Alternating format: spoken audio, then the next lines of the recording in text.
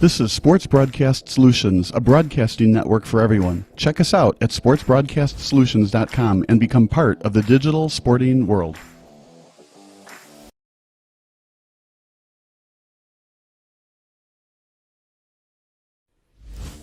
Sports Broadcast Solutions is a broadcasting network for everyone. We broadcast sporting events for people of all ages, including adult leagues, high school leagues, and kids.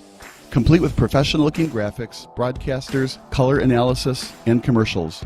We do pre- and post-game interviews with the players. In addition, Sports Broadcast Solutions does highlight films, including college recruiting reels, highlight films you'd see on sports news programs, and just simply highlight films for fun. Sports Broadcast Solutions also provides raw footage and live streams if you'd like. Subscribe to us and listen to our professional talk videos about relevant topics in the pro and college ranks. Whatever your sports broadcast needs, contact us at sportsbroadcastsolutions.com and become part of the digital world. It's October 1st, 2007. Game 163 is taking place between the Colorado Rockies and the San Diego Padres. It's in the bottom of the 13th inning, a tie score at 8-8. The winner of this game gets a date with the Philadelphia Phillies in the National League Division Series. This is obviously a must-watch TV baseball game. I mean, who doesn't want to watch a one-game playoff that goes into extra innings? However, to fully appreciate what happens next, we have to know the history of both franchises. We have to understand that neither of these ball clubs have won a World Series. Even crazier, one of these teams hasn't even won a postseason series. To get a better grasp of this moment, we need to use a time machine. In other words, we need to rewind. The Rockies have Matt Holliday on third base and less than 2 outs. This is crucial because any fly ball to the outfield can theoretically send the Rockies to the National League Division Series on sacrifice fly. However, the mere fact that the Rockies are hosting this one-game playoff is crazy to think about. Back on September 15th, the Rockies were just 76-72. Yeah, you heard me right. Just 16 days ago, the Rockies were barely above 500. So how the heck are the Rockies even tied with the Padres for the National League wildcard spot? As Al Davis would say, just win, baby. Just win, baby. Yeah, the Rockies have sure won a lot of games lately. An unfathomable 10-game winning streak from September 16th until September 27th saw the Rockies go from 4.5 games back of the Padres to just 1. In a twist of fate, the Rockies swept the Padres during that winning streak to get back into the NL wildcard race. But hey, that was just a lucky winning streak, right?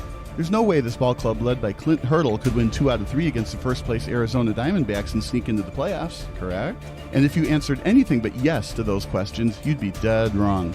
Arizona ended Colorado's winning streak during Game 1 of the crucial 3-game set, but after dominating the Diamondbacks 11-1 on September 29th, the Rockies held on for a 4-3 win on the last day of the regular season. Nail-biting wins have been nothing new to the Rockies and their fan base. One of their wins during the 12-1 finish to the regular season included a 14-inning victory over the Padres. But have the Rockies simply taken the wild card away from the Padres, or did San Diego majestically crumble down the stretch? Well, it's a little bit of both. Entering MLB game action on September 16th, the Padres were 80-67. They ended up finishing the year at 89-73. So a 9-6 record in their last 15 games is nothing to be embarrassed about from your ball players. But a 3-game sweep at the hands of the Rockies was still pretty bad, especially considering that all 3 games were at Petco Park. Also, the Padres had the Brewers down to their last strike on September 29th, but Tony Gwynn Jr. knocked a game-tying triple off Trevor Hoffman to send the game into extra innings. How brutal irony is that? The son of the greatest Padre ever quite possibly stopped you from going to the playoffs. What gets lost in the shuffle is that the Rockies were actually a third-place team in the wildcard race prior to their incredible finish. The Dodgers were up 3 games on the Rockies after all the games concluded on September 15th. So what the heck happened to the Dodgers? It's hard to exactly say why they simply forgot to play baseball, but their final record speaks for itself. On September 15th, the Dodgers were 10 games over 500. By September 30th, the team barely finished with a winning record at 82-80. You can't make this stuff up. The Dodgers went from 79-69 and just 1.5 games back on San Diego for the wildcard spot to finishing 7 games back of both Colorado and San Diego. Colorado literally had to sweep Los Angeles to knock the Dodgers out of the playoffs, and the Rockies did just that from September 25th until September 27th. The Dodgers might be known for playoff choking nowadays, but late-season chokes are nothing new to the Dodger faithful. Anyway, back to the Padres and Rockies. The Rockies were 12-1 down the stretch, but a minor choke job by the name of Ron Burgundy allowed Colorado to host a 1-game playoff.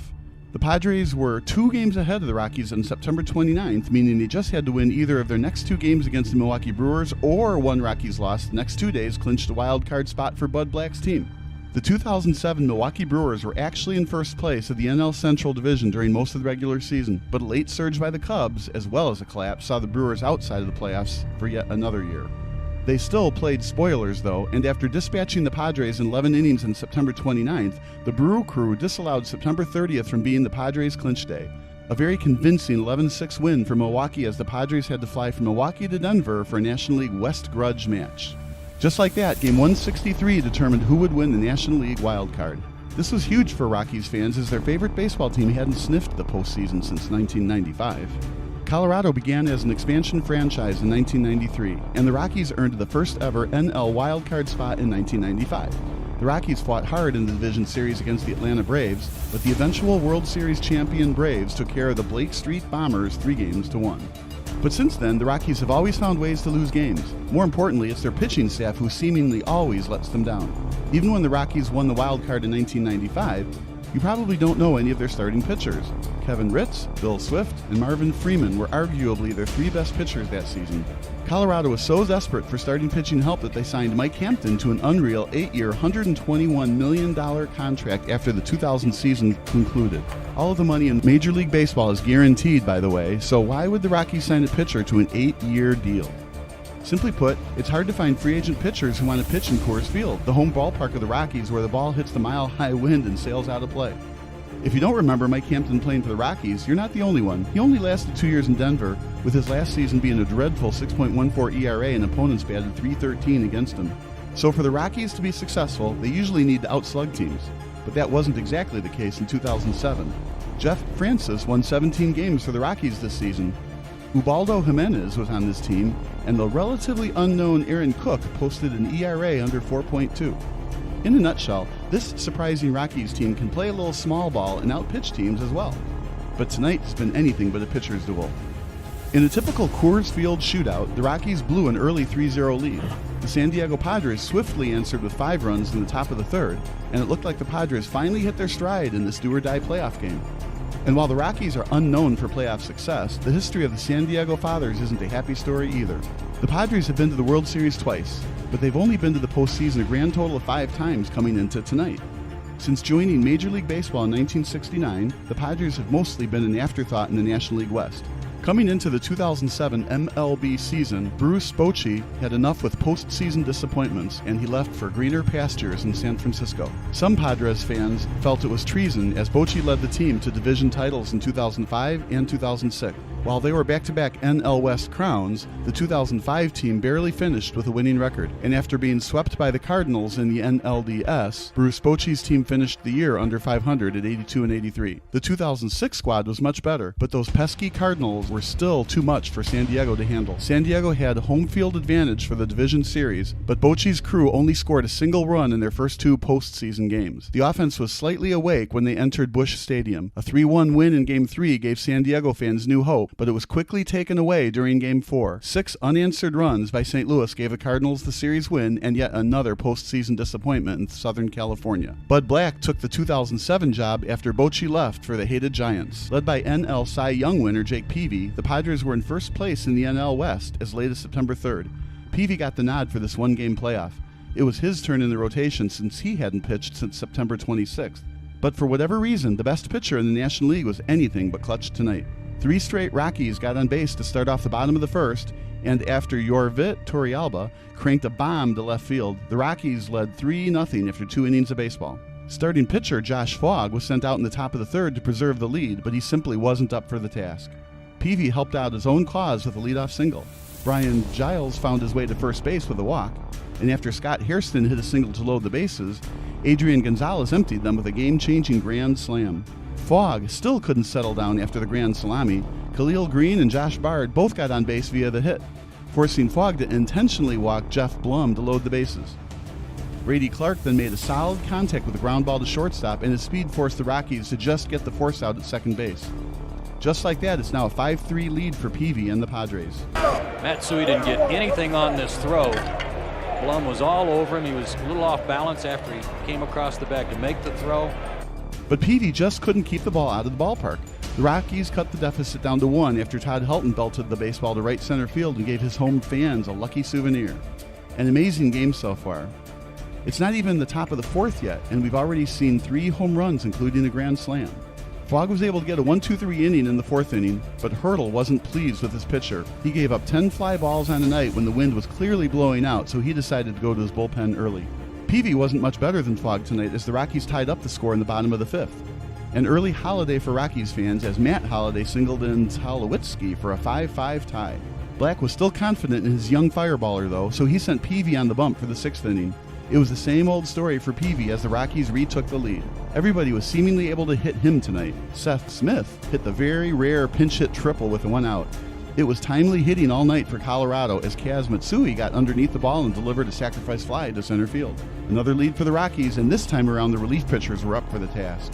After relieving Fogg, the Rockies bullpen held the Padres scoreless until the top of the 8th. The Padres were able to muster just 2 hits from the 5th inning going into the 8th. Taylor Buchholz led the Rockies bullpen by going 1 2/3 innings, allowing just 1 hit and threw 12 strikes on 13 pitches. But Brian Fuentes just couldn't hold the lead. After relieving Troy Hawkins with 6 outs to go, Fuentes was a tad bit wild and inaccurate. Blum got the much-needed leadoff single, and although Fuentes got the next 2 batters out, Torrealba couldn't quite handle this 1-2 slider from Fuentes, allowing Blum to reach second base on the drop 3rd strike wild pitch.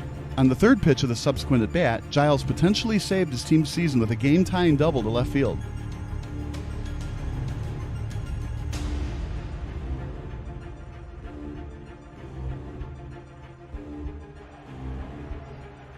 A high pitch that Giles was just trying to fight off, and he did. Got pretty good wood on it, and maybe that's what fooled Holliday as it sailed over his head. But Hairston couldn't send Giles home after that. Granted, Tulowitzki's dart from shortstop, Helton's great stretch at first base was excellent defense.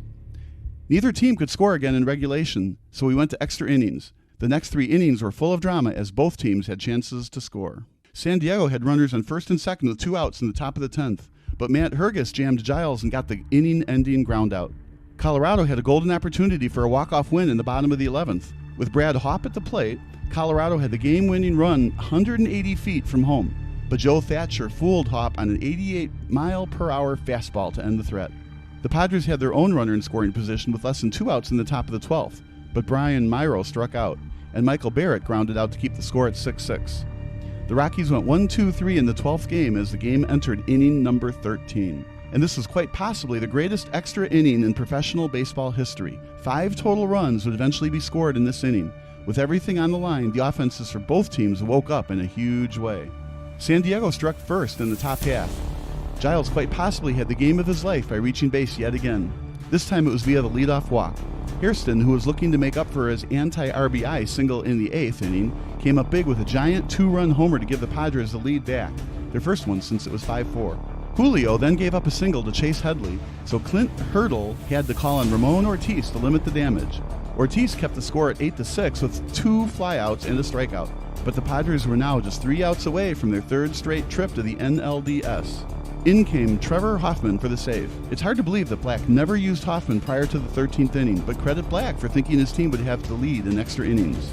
A future Hall of Famer, Hoffman was on the last Padres World Series team back in 1998. He finished in 2nd place for Cy Young voting on 2 different occasions. His last 2nd place Cy Young finish was just last season, where he saved 46 games for the division-winning Padres. He's been very good in 2007, although his ERA has climbed a bit since last year. Still, he entered tonight with an ERA well under 3 and a 2-run cushion. Even though the Padres are on the road in a very tough environment, there's no way that Hoffman could blow this. And yet the average baseball fan was wrong again. Everything that could go right has gone right for the Rockies since the middle of September. So with that logic in mind, the hitting sticks were available to everyone in the bottom of the 13th. Back-to-back doubles by Matsui and Tulowitzki put the tying run on second base with nobody out. And if you could believe it, another triple by the Rockies, this time by MVP runner-up Matt Holliday, put the Rockies in a great spot. For a team who was seemingly going to be fishing just 2 weeks ago, the Rockies are 90 feet away from heading to Philadelphia for the division series. With less than 2 outs, Black told Hoffman to intentionally walk Rockies legend Todd Helton. Not a bad decision, obviously, since Jamie Carroll was due up next and not Garrett Atkins. Even though Hoffman is facing the middle of the order, manager Clint Hurdle decided to have Carroll pinch run for Atkins in the bottom of the 7th. There was 1 out with Atkins at second base. While the Rockies were up by 1 at the time and needed some insurance runs, deciding to pinch run for your 5-hole hitter is always risky. The Rockies, of course, didn't score that inning and now needed the little-known Carroll to drive the ball into the outfield for a walk-off win. Carroll wasn't exactly a threat at the plate. In fact, he was a borderline disaster when it came to offense. After batting .300 during the 2006 regular season, he was a major disappointment this season by hitting just .222 in 107 games coming into tonight.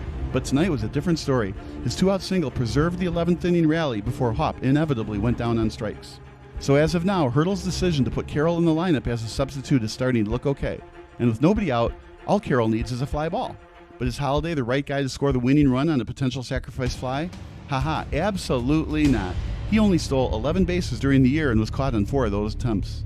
However, his base running IQ was off the charts during his prime, as he stole 28 bases on 30 attempts in 2008. Well, here we go. It's the first pitch of the at-bat.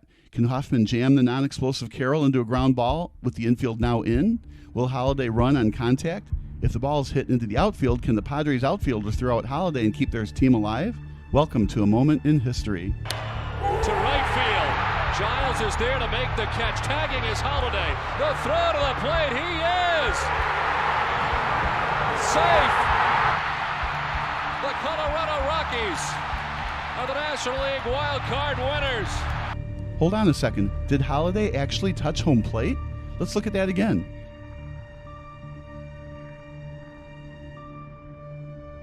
I'll be darned. I don't think he touched the plate. Michael Barrett tagged him, but the home plate umpire determined that Holliday touched home base. This was years before instant replay challenges, by the way, so the Padres had to live with home plate umpire Todd McClellan's safe call.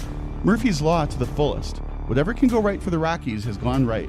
Rocktober began in the grandest of ways as Holliday's walk-off sacrifice fly run paved the way to 7 straight victories and an eventual trip to the World Series. Since then, the Padres have only been to the playoffs once. The Rockies have played in 2 more wild-card games since 2007, which concludes an extra-inning win over the Cubs at Wrigley Field. And the Rockies have won 14 of their last 15 games to get to the postseason. Little extra effort to get it done tonight.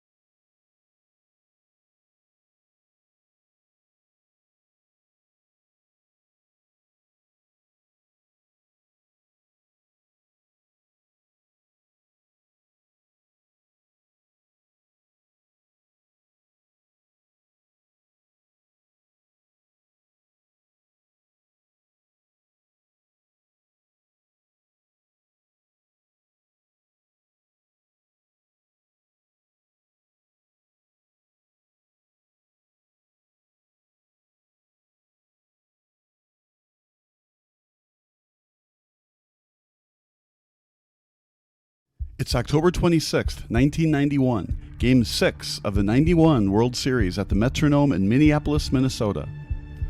It's an unlikely matchup between the Atlanta Braves and the Minnesota Twins. The Twins won the World Series just 4 years ago, but like the Braves, they weren't supposed to be here. Kirby Puckett is at the plate, and you might know what happens next on this 2-1 pitch. And for that, I'll give you a virtual high five due to your ability to use the internet. But for those of you who don't want to cheat via Wikipedia or BaseballReference.com, let's get in that DeLorean and crank it to 88 miles per hour. It's time to travel back in time, or as SB Nation would say, let's rewind.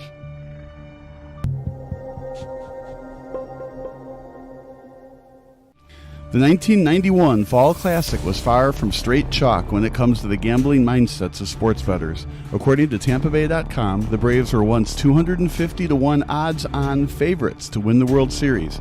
If you bet $100 on the Twins in spring training, that was a great bet, as they were 100-1 odds to win it all. In fact, both teams finished in last place in their respective divisions the year prior. The Braves were actually in the National League West back then, and although they'd be dominant in the later part of the decade, the beginning of the 1990s wasn't friendly to Bobby Cox's team. The first year of the 90s saw the Braves finish the regular season at just 65-97, but general manager John Schuerholz saw something in Cox, and the fiery skipper become the head honcho on June 23, 1990, replacing Russ Nixon. It didn't lead to an improvement when it came to wins. The Braves were 25-41 when Nixon received the pink slip, and they finished the year 26 games out of first with Cox as the manager. Still, the players seemed to respond to the 50-year-old skipper the next season. The Braves were notably better, but a World Series appearance still seemed very unlikely on July 11th. A .500 record at just 40-40, the Braves were on the cusp of being sellers at the trade deadline. But then something happened. The Braves just refused to lose. An incredible 54-28 finish to the season saw the Braves 4 wins away from a National League pennant. They clinched the division on the second to last of the season, with the Braves remaining in first place from September 20th until the clincher on October 5th. The stunned Los Angeles Dodgers couldn't believe it. How could a Braves team who were at .500 practically halfway through the season keep them from an NL pennant? As for the Braves themselves, next came the Pittsburgh Pirates, led by Silver Slugger Barry Bonds. If the regular season was crazy enough for Atlanta sports fans to start believing, the 1991 National League Championship Series was something we probably won't ever see again. 4 shutouts took place in the series, including 3 1-0 shutouts. The Pirates were the heavy favorites to advance to the World Series. A 98-win team, the Pirates won the division by an easy 14 games. John Smiley won 20 games for the Buccos, the last time a Pirates pitcher won 20 games during the 20th century. Doug Drabick was the reigning NL Cy Young Award winner, and with Bombs and Bobby Benet still in the primes of their careers, there's no way that Bobby Cox's Cinderella story could still wear their gold slipper going into the championship round, right? Wrong. Tom Glavine, the 1991 NL Cy Young winner, was on this Braves team, but he actually underperformed in the series. Game 1 went to the better-seeded Pirates, a well-deserved 5-1 win to the higher seed as the Pirates scored the game's first 5 runs. Glavine was the loser in this one by walking 3 batters and giving up 4 unearned runs. Atlanta's David Justice hit a leadoff homer in the top of the 9th inning, but it was just too late as the Pirates took a 1-0 series lead. The Braves found a way to split the first 2 games at Three Rivers Stadium, with Steve Avery leading the way to a 1-0 shutout. Game 3 was all Braves. A 10-3 win as John Smoltz was the much better pitcher in the Braves' first home playoff game in nearly a decade. But games 4 and 5 were won by the Pirates, including a seemingly back-breaking 1-0 shutout victory in Atlanta. Zane Smith led the way for Pittsburgh in Game 5, and with their backs against the wall, Atlanta had to somehow win both games on the road to make their first World Series since arriving in the capital of Georgia. The Braves just wouldn't let their dream season die. Not only that, but they held the Pirates scoreless for the last 22 innings of the series. From the top of the 6th in Game 5 until the final out in Game 7, the Pittsburgh Pirates couldn't muster a single run. A 1-0 crushing defeat in Game 6 saw the Pirates 1 win away from elimination, and after the Braves scored 3 runs in the top of the first inning during Game 7, the Buccos offense went ice cold down the stretch. Steve Avery stole the show. He didn't give up a single run in his 2 starts. 16 2/3 innings pitched for the young stud on the mound, and he of course won NLCS MVP. But the Braves weren't the only weird newcomer to the postseason party. Just 4 years earlier, the Minnesota Twins were World Series champions. Gone were the days of Harmon Killebrew and Rod Carew, but these new Twinkies were still fan favorites. Kirby Puckett, a former junior college player, led the charge in center field. But interestingly enough, not a single player on the Twins had 100 runs batted in during the 91 regular season. The Twins weren't a team known for power.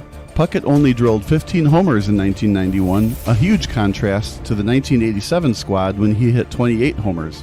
The 1991 Twins were scrappy, annoying, and hard to beat. Designated hitter Chili Davis was the only Twin with over 25 home runs, and the lone 20-game winner on the pitching staff wasn't future Hall of Famer Jack Morris. That distinction went to Scott Erickson. Still, the Twins cruised to an AL West Division title by commanding 8 games. And after dismantling the Toronto Blue Jays in just 5 games during the ALCS, it looked like the Twins had the upper hand for the 1991 World Series crown. After all, the Braves barely squeezed into the World Series, while the Twins looked like the far more superior team. But the World Series started anyway, with Cox proving to the rest of the world that he would become one of the game's all-time great managers. Down in an early 0-2 hole, the Braves looked like a completely different ball club when they flew back to Atlanta. 3 straight victories at the old Fulton County Stadium, including a 14-5 convincing victory over the seemingly unbeatable Twins, put the Twins in major trouble. Just like that, Tom Kelly's squad looked all but done. The problem was, they weren't. Plus, they still got to go back home for Games 6 and 7, assuming they could force a Game 7. The 1991 World Series became one of the all-time greats, and Game 6 was no exception to the rule. The Twins struck first with 2 ball players crossing home plate in the bottom of the first inning. The Braves seemed to have the momentum back after Terry Pendleton hit a 2-run bomb in the top of the 5th. Determined to play Game 7 at the old Hubert H. Humphrey Metrodome, the Twins got the lead back in the bottom of the frame, and after battling to a leadoff walk, Don Gladden stole second base. A couple of flyouts later, including the sacrifice fly by Puckett, gave the Twins the lead back. But don't count these Braves out. Up by a run in the top of the 7th, Kelly allowed starting pitcher Scott Erickson to run back out there. But after a leadoff single to Mark Lemke, Kelly had no choice but turned to Mark Guthrie. Guthrie started off okay with a strikeout to Jeff Blauser, but then location and accuracy came to bite him in the butt. A walk to Lonnie Smith, including a can't-have-it wild pitch, put Kelly in a tough spot. Guthrie was able to jam Terry Pendleton, but with Chuck Knobloch playing at double-play depth, Pendleton's little nubber got enough of the AstroTurf to give him ample time to claim the infield single. Just like that, we have bases loaded, and Kelly was forced to go to the bullpen yet again. In came Carl Willis. It was also decision time for Kelly. Should he bring the infield in, bring in the corners and play double play depth, or play double play depth around the infield? The Twins decided to play back with the middle infield, and it cost them. Ron Gant's ground ball in between the third base and shortstop hole allowed him to beat out the fielder's choice, and the Braves were once again in business. Gant with a good jump out of the box just beats the play. A 3-3 tie with runners on the corners. Willis was in a huge pickle, but he threw a devastating 2-2 off-speed pitch to Davis Justice to get him to swing and miss. The lead was gone, but the tie still remained. The Twins had a golden opportunity to retake the lead in the bottom of the 8th. Puckett stole second base with 2 outs, but Shane Mack couldn't drive him in. Nobody got close to tying it in the 9th, so Braves fans had to wait until extra innings to see if their team would be sipping the champagne in the locker room. Remember, this was a big deal for Braves fans. Atlanta hadn't won a World Series since relocating from Milwaukee, and the city of Atlanta had never seen a professional sports team win a championship up to this point. Atlanta nearly obtained their first lead of Game 6 in the top of the 10th. A leadoff single by Pendleton looked to be great for the Braves, but a stolen base attempt, or perhaps a hit and run, led to a slow-moving line drive and an easy double play for the Twins. So much for that potential rally. The Twins went 1-2-3 in the bottom of the 10th, so we went to the 11th. The Braves somehow got another leadoff single, this time by Sid Bream. However, Bream probably should have been at second base, if not for his oft-injured right knee. He crushed the first pitch down the first base line, but couldn't advance into scoring position. Keith Mitchell had to pinch run for him, and in this era of old-school baseball, stolen bases were more commonplace. Mitchell got caught stealing on the first pitch of Brian Hunter's at-bat, and that pretty much did in the rally. No more base runners for the Braves. Should Cox allow Alejandro Pena to pitch into the 11th? Pena might be needed for Game 7, so Cox is pretty much forced into allowing Charlie Liebrant to man the rubber in the bottom of the 11th. Liebrant probably wasn't the ideal choice. He had an ERA over 4 coming into this pitching appearance, and with Puckett leading off the inning, Cox was just praying Liebrant could force a 12th frame. And now Puckett can make history with a walk-off blast. But to understand how memorable this home run could be for Puckett, we have to know his life's history. Puckett grew up on the south side of Chicago. He was so small for center field, just 5'8", that he didn't receive a single scholarship once he graduated from Calumet High School. He actually entered the workforce right out of prep school at the Ford Motor Company. Luckily for him, Bradley University, an NCAA Division I school in the Missouri Valley Conference, gave him a shot. He then had to transfer to Triton College due to becoming academically ineligible at Bradley. However, he had what it took to play at the next level, and the Twins took a huge risk by drafting a junior college ball player with the 3rd overall pick in 1982. They obviously didn't regret taking the shrimp beef but full of energy ball player. He ended up making it to the big show in 1984 and helped lead the Twins to a World Series championship 3 years later, their first one since relocating from Washington, D.C. He never missed the All-Star game since 1986, and he was the 1991 ALCS MVP award. He was absolutely brilliant coming into this at-bat. He tripled in Knobloch, made an unbelievable catch in the 3rd inning, and has 2 of the 3 Twins' RBIs tonight. According to multiple reports, he told players in the clubhouse they could jump on his back tonight and he would carry them to victory. Well, here we stand. A 2-1 count on Puckett. It's a tie game in the bottom of the 11th. Can Puckett get on base or even crush a legendary walk-off homer to preserve Minnesota's incredible season? Or can Liebrant jam Puckett and face off against Chili Davis, who is already 0 for 4 on the night? Here comes the 4th pitch of the at-bat. Welcome to a moment in history. The hitter swings at the arm motion. Into deep left center from Mitchell, and we'll see you tomorrow night.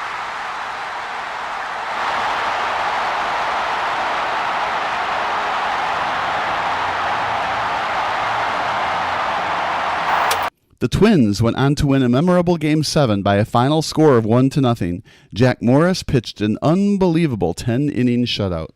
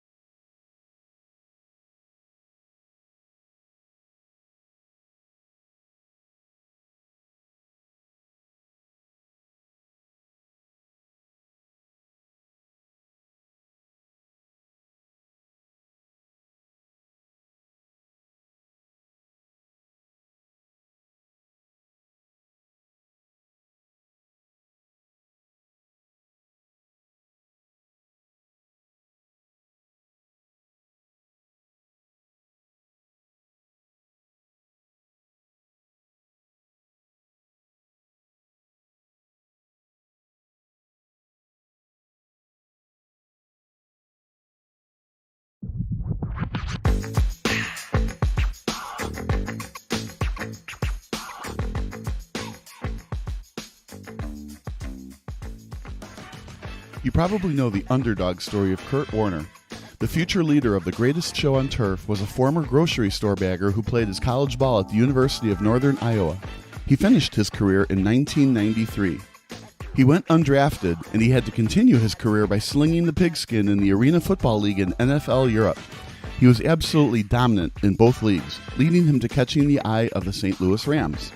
The Rams signed the ageless rookie, where he spent the 1998 season as the team's third-string quarterback.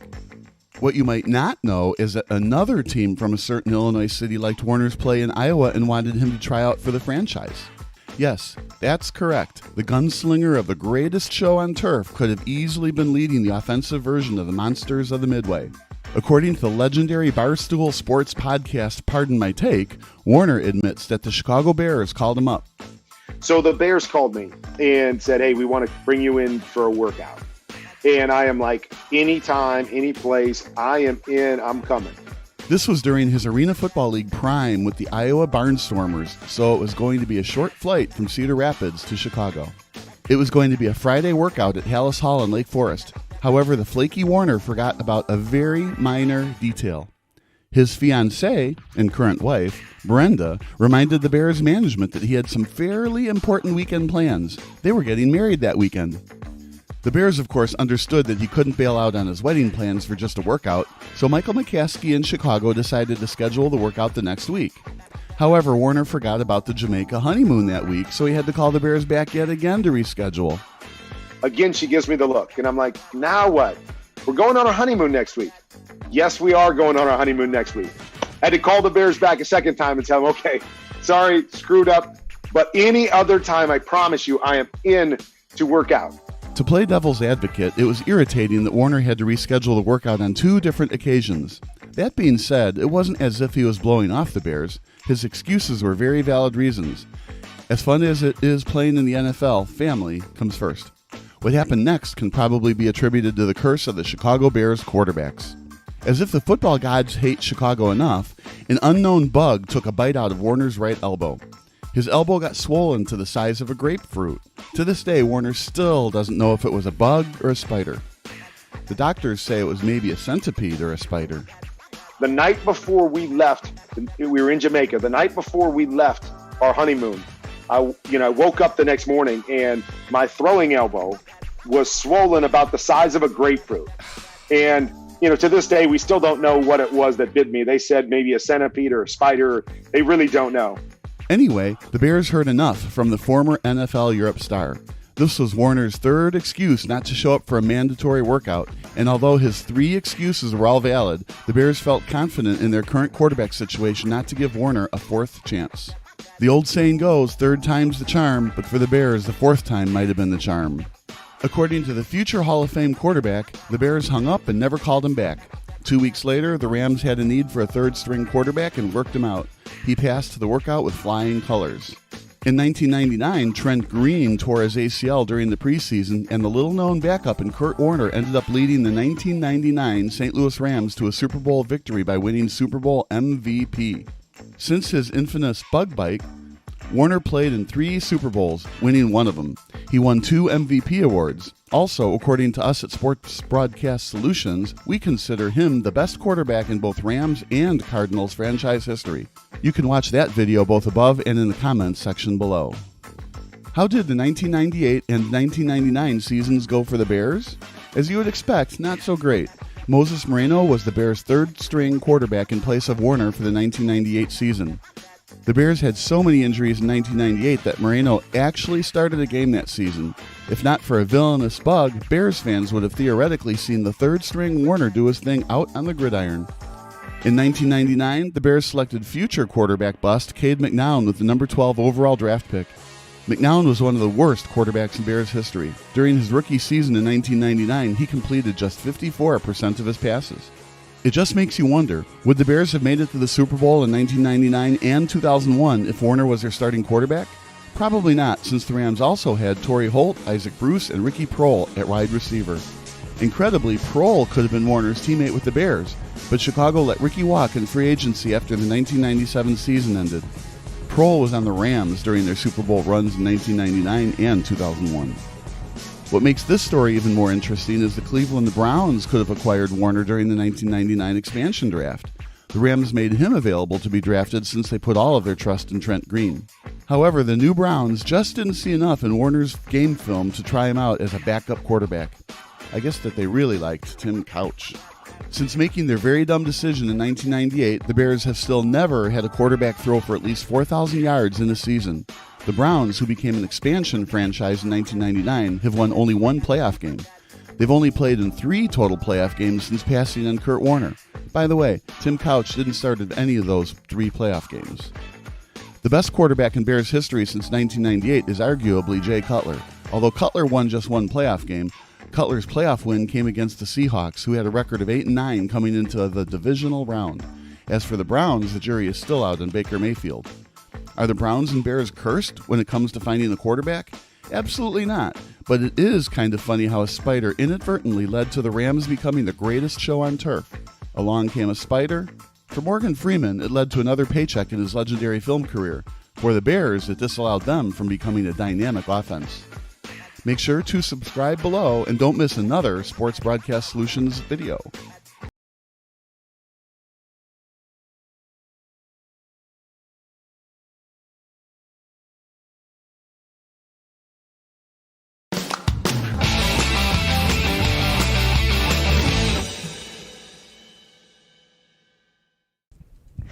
Hey guys, how's it going? I just wanted to try something new. I know we've done a lot of cool videos with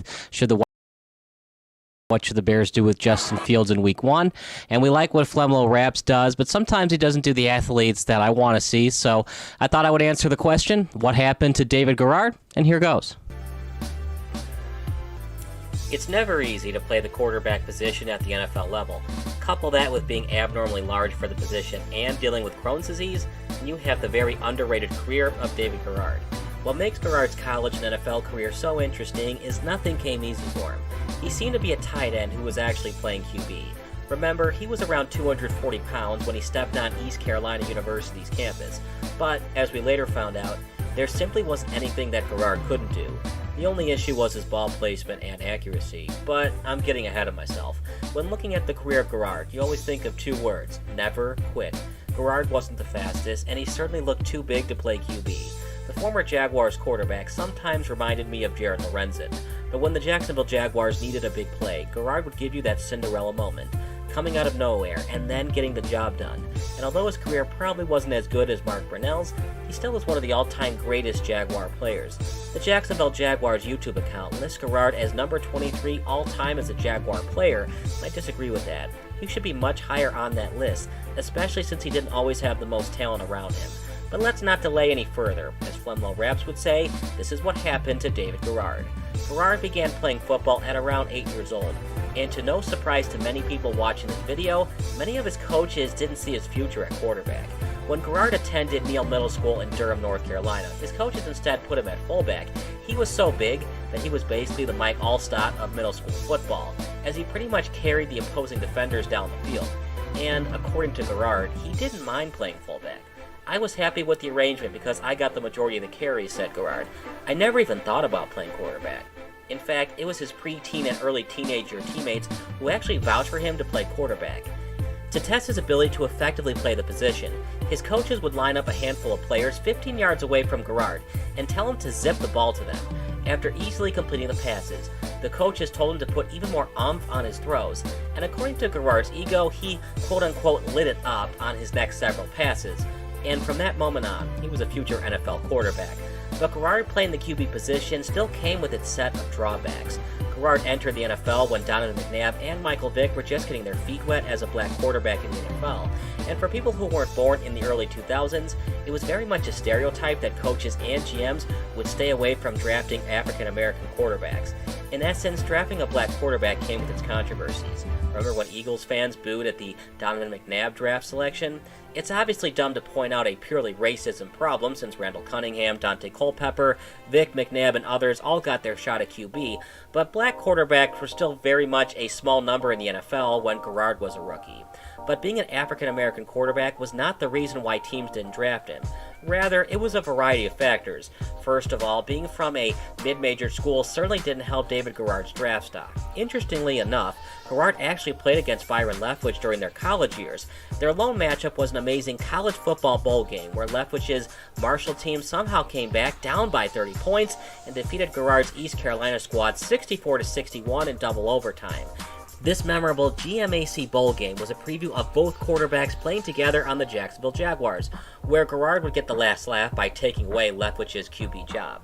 Garrard got the nickname the Beer Truck when he played at East Carolina University, and the name definitely suits him due to his enormous stature. He explains why he got that nickname. Coach Logan, they said, you know what, you run down the field and people get out of the way like a beer truck that's out of control. And I ran with it. Secondly, while Garrard's East Carolina Pirates were very competitive during his time in Greenville, North Carolina, they still weren't a dominant squad. This is important to know because one of the reasons why mid-major quarterbacks like Zach Wilson can rise on the draft board is because their team was undefeated for most of the season. The old adage, you are what your record says you are, can sometimes define how valuable your quarterback play is to the team's overall success. In layman's terms, Wilson's undefeated BYU squad, until their loss to Coastal Carolina, proved to some NFL draft scouts that he's the real deal at QB. Garrard, you might ask? His best season at East Carolina was 9-3, which included ECU defeating the number 13-ranked Miami Hurricanes that season. A very good record at 9-3, but it was still a far cry from Alex Smith's undefeated season when he played quarterback at the University of Utah. Regardless of the reason why Garrard fell in the draft, the Jaguars took a chance on him in the 4th round, and they were rewarded with a fairly decent quarterback. Despite being diagnosed with Crohn's disease in January of 2004, the former ECU Pirate ended up getting honored for the 2009 Pro Bowl, won a playoff game, and even finished with just over 16,000 passing yards in his career. If you're not familiar with Crohn's disease, here's the SparkNotes summary of the illness. Crohn's is an inflammatory bowel disease that causes inflammation of the person's digestive tract. This disease can lead to abdominal pain, severe diarrhea, fatigue, weight loss, and malnutrition. While not usually life-threatening, this IBD can lead to kidney stones, inflammation of the liver, and inflammation of the eyes. To sum up, it certainly isn't easy playing the hardest position of the 4 major American sports and being malnutritious, aka having Crohn's disease. Thankfully for Garrard, Crohn's was very treatable in 2004 and is even more treatable today. The way to generally treat Crohn's is with immunosuppressants and steroids, although surgery might be required on a case-by-case basis, and that was the unfortunate case for Garrard, as he had to have surgery in June of 2004 to remove almost 12 inches of his intestines. Despite that intensive surgery, Garrard ended up staying in the National Football League until 2003, and he did more than just stay in the NFL. He showed why he earned the starting job from head coach Jack Del Rio. In the entire history of the Jaguars, only 3 quarterbacks have won a playoff game, Brunell, Garrard, and Blake Bortles. It's not the most impressive list of QBs, but it's still obvious that Garrard had a much better NFL career than his former teammate in Leftwich. Garrard flourished best when Del Rio allowed him to best utilize his dual-threat mentality. While his numbers aren't very flashy, Garrard gave Jacksonville stability at the position once they had to move on from Mark Brunell. Even with his so-so passing numbers, Garrard still led the NFL in third down passer rating during the 2007 season. His 2007 Jaguars advanced to the divisional round, where they had to face off against the 16-0 New England Patriots. We all know how that game turned out, as the Patriots wouldn't lose a single game that season until Super Bowl 42. But as good as Garrard was, he just wasn't consistent enough to stay in the league. His QB rating never went above 81, and his last 3 years were very mediocre. His 2008 season, his third to last one in the NFL, saw him throw just 15 touchdown passes to 13 interceptions. His passer rating finished just underneath 60. His 2009 season was even worse, with a QB rating of 54.4, and although he showed flashes of greatness in 2010, his 23 TD passes to 15 interceptions proved to the Jags it was time to draft the future in Blaine Gabbert. Gabbert turned out to be a bust, but it also turned out that the Jags still made the right decision in cutting Garrard. The beer truck's engine seemed to die out once he arrived in Miami. He had arthroscopic knee surgery during the 2012 training camp, and the Dolphins were forced to release him due to injury problems on September 4th. In a span of 3 years, from 2010 to 2013, Garrard suffered multiple knee injuries, as well as undergoing surgery on his herniated disc. He attempted a comeback with the New York Jets in 2013, but that inevitably fell through as he suffered through complications with knee swelling. He retired as a Jaguar in March of 2015. So what happened to Garrard? Well, he outplayed his original draft position, but he showed at times why he lacked the arm talent and decision-making to become a star in professional football. His passes lacked touch at times, and he sometimes forced the ball in unnecessary tight windows. However, Garrard's life has been anything but unsuccessful. He's currently a spokesman for 121 Financial Credit Union, and he's a role model for kids at the Painted Turtle Camp. The Painted Turtle Camp is specifically made for kids having to endure the issues of living with Crohn's disease. Garrard never became as good as Mark Brunell, but he was certainly a better QB than Leftwich and Bortles. But most importantly, Garrard overcame the problems of Crohn's disease and being slightly big for the position. The beer truck might never become the next coming of Big Ben, but I don't think that Garrard has any regrets about his NFL career. And that's it for today. Make sure to comment below if you liked the video and subscribe to our channel.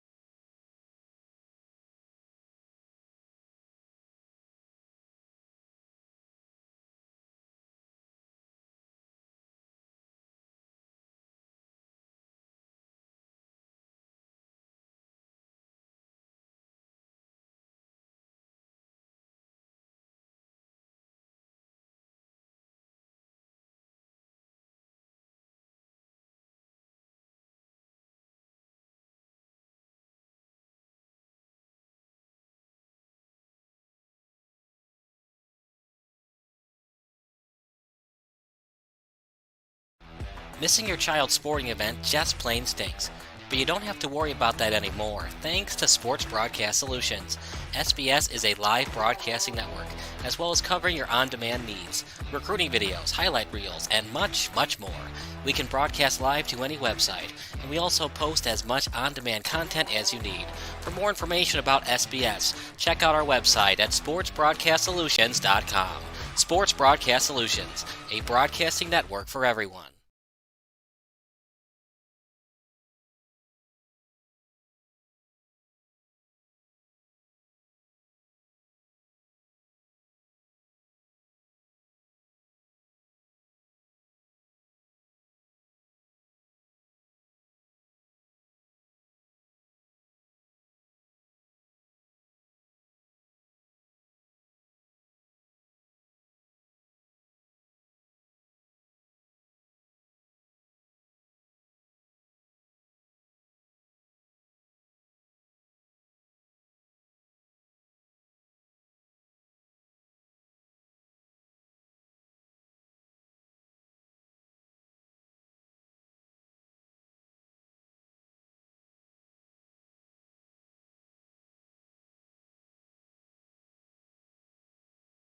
Sports Broadcast Solutions is a broadcasting network for everyone.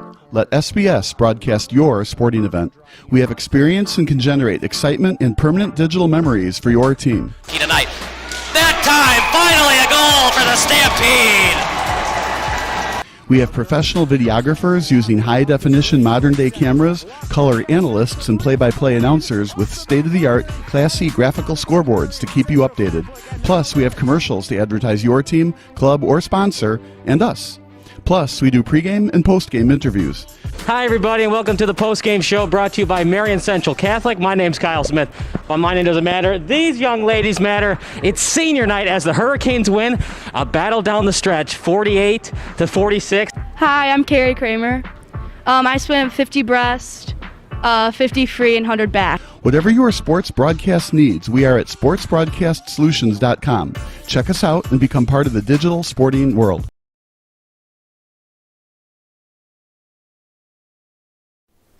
Sports Broadcast Solutions is a broadcasting network for everyone. At SBS, we offer a professional broadcasting experience for the non-professional athlete. Just like the pros, we offer everything for you. Play-by-play commentary. A no-hitter at Kane County Stadium. 15 strikeouts, 1 walk, 1 error, and that's it.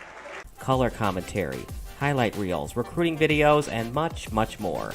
Unlike our competitors, we zoom in on the action and always have a live scoreboard with a live time code.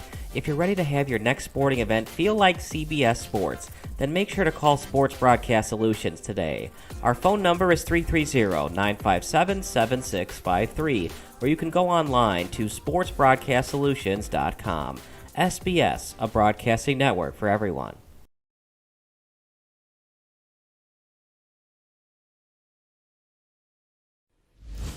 Sports Broadcast Solutions is a broadcasting network for everyone. We broadcast sporting events for people of all ages, including adult leagues, high school leagues, and kids. Complete with professional-looking graphics, broadcasters, color analysis, and commercials. We do pre- and post-game interviews with the players. In addition, Sports Broadcast Solutions does highlight films, including college recruiting reels, highlight films you'd see on sports news programs, and just simply highlight films for fun. Sports Broadcast Solutions also provides raw footage and live streams if you'd like. Subscribe to us and listen to our professional talk videos about relevant topics in the pro and college ranks. Whatever your sports broadcast needs, contact us at sportsbroadcastsolutions.com and become part of the digital world.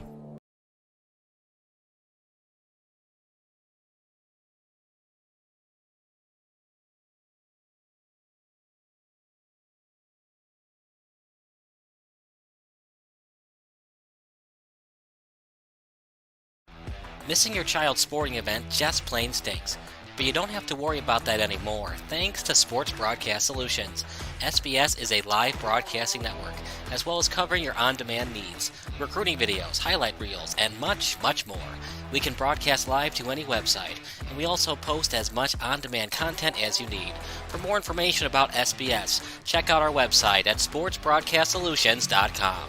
Sports Broadcast Solutions, a broadcasting network for everyone.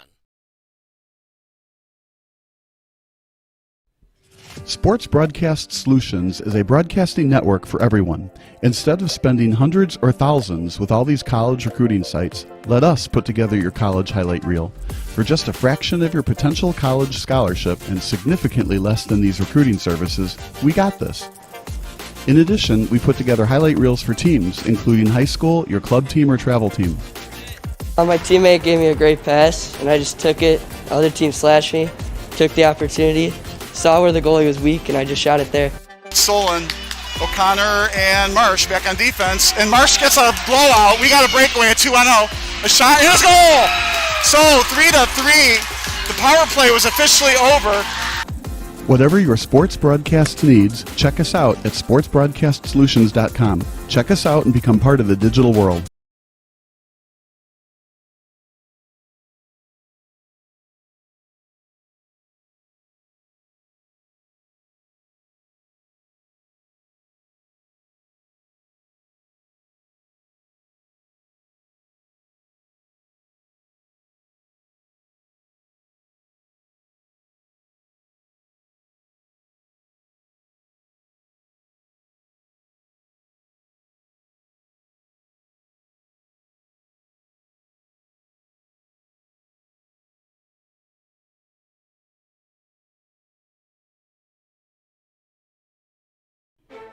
Sports Broadcast Solutions is a broadcasting network for everyone. For those of you that just want raw footage of your sporting event, but no play-by-play or color commentary, you just need us to live stream video from the event over the internet.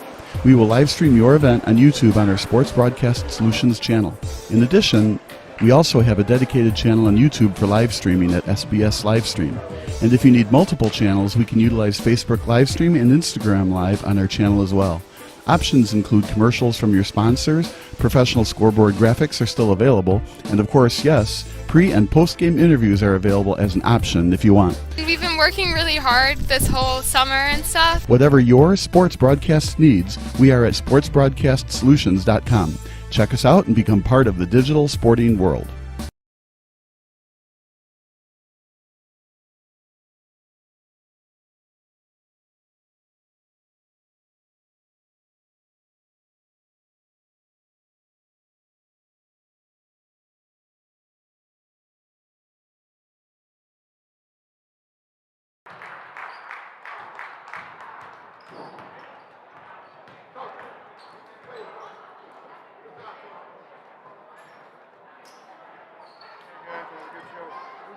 Have a good afternoon or a night or whatever it is now. It's dark out. How about that?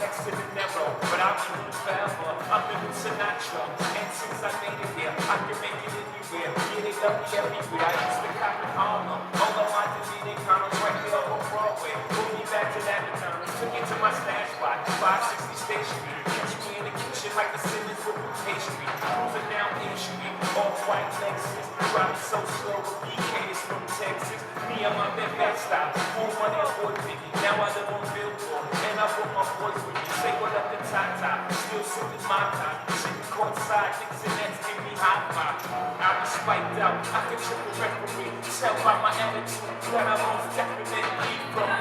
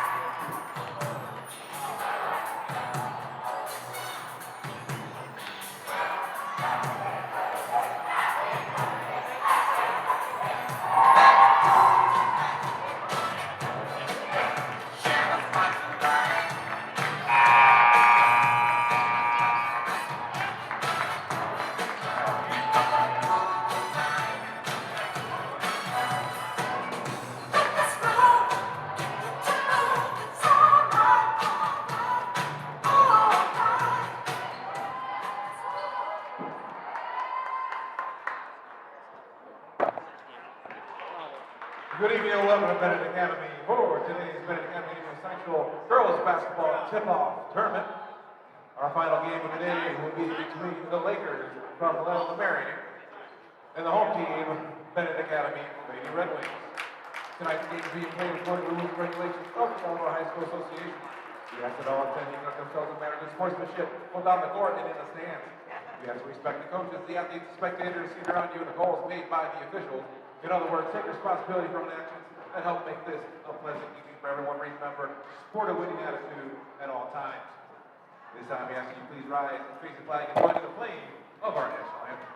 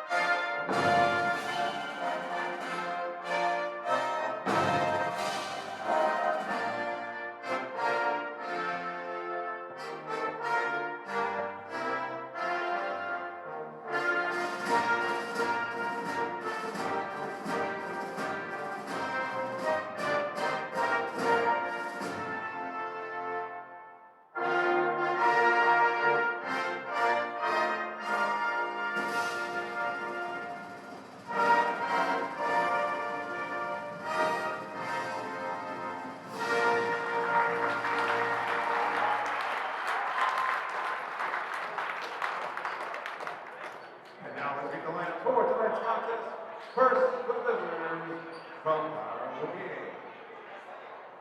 We're number 1, Benet Shields. Number 10, Haley Walker. Number 12, Mary McClintock. Number 22, Sheena Fleming. And number 24, Dara Propoli.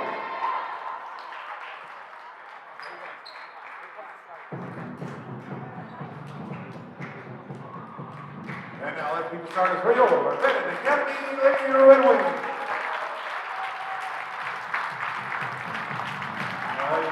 Number 4, Lene Bova.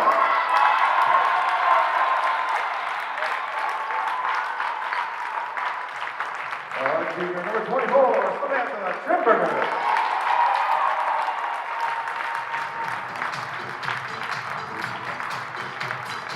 Senior number 20, Olivia Sophia.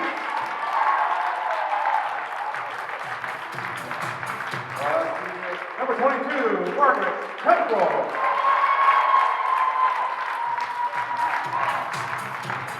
And a senior number 41, Morgan Evo. Coach by Mitchell Silver.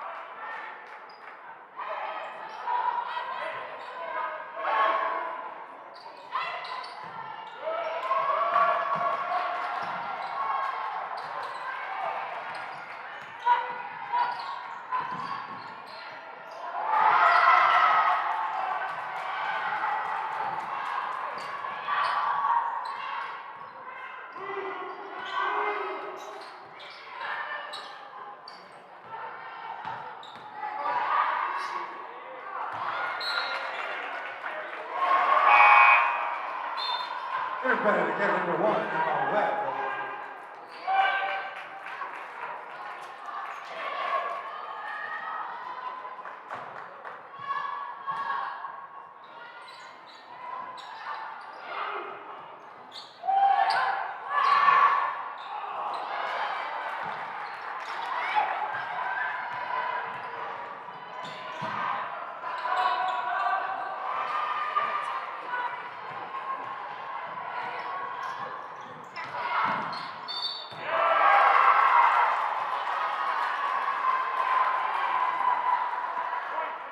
Then again, we found number 4 Lydia Beaumont, the first team for shooting 2 shots. For the Lakers, then up the Shield.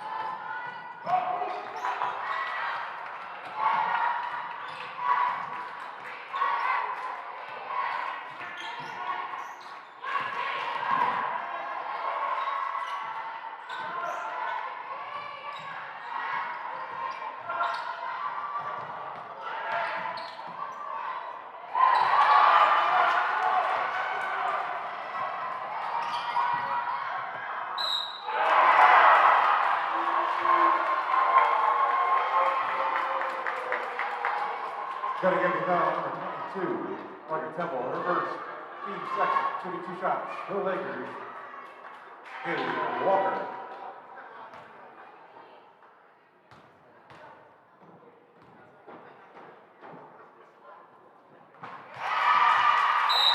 Integrated together, number 33, thank you, IHSA Varsity.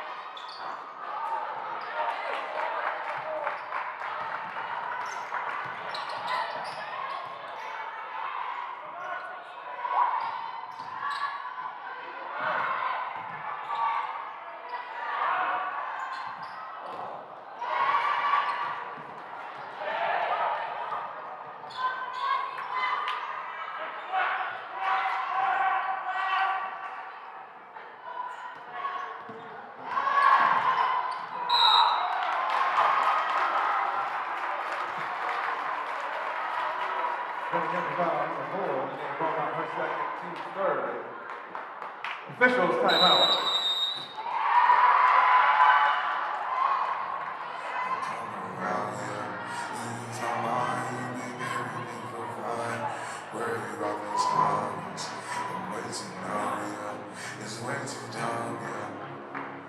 I get those goosebumps every time. I need the high, throw that to the side.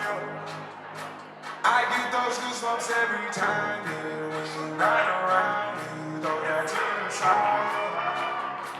I get those goosebumps every time, yeah. 713, doing twin, one again, I'm high, yeah. Why they only apply, yeah. Sipping low key, I'm sipping low key and I'm just riding around. I get those goosebumps every time you come around, yeah. You lose my mind, you make everything feel fine. Worry about those times, I'm way too young, yeah. It's way too young, yeah. I get those goosebumps every time. I need the high, throw that to the side.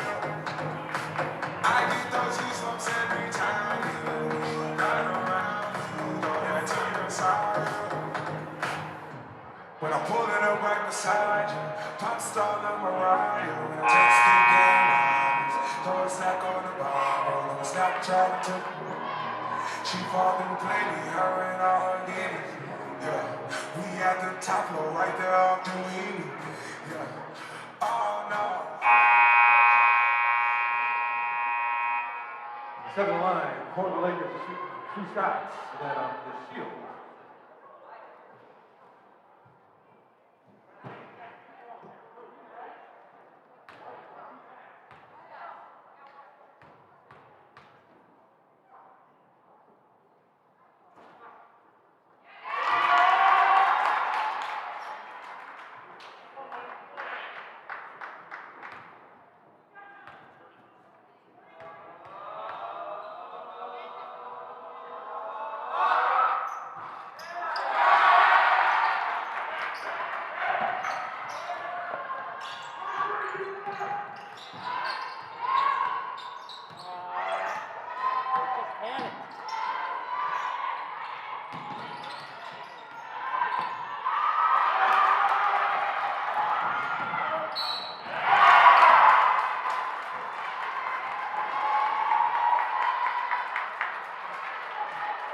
Trying to get the foul number 20, Olivia Benet, her first, team total.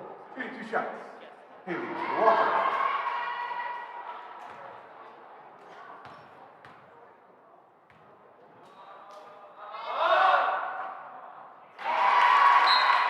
Return Benet Academy, Northern Eagles, and Beaumont.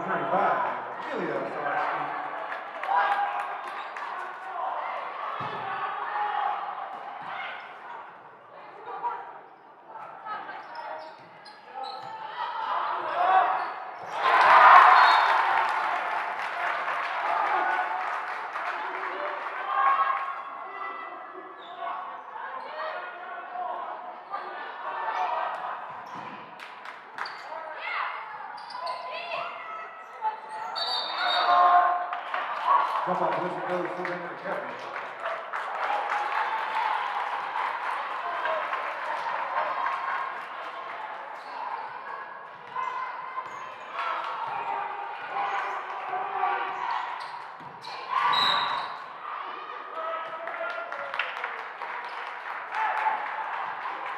Lakers foul, number 22, Sheena Fleming.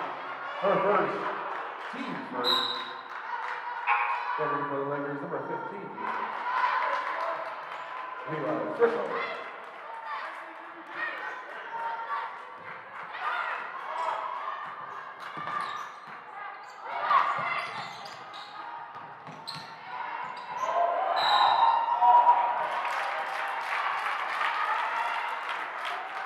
Lakers foul, number 12. Mary McClintock, her first, team second. Shooting 2 shots. Benet Beaumont.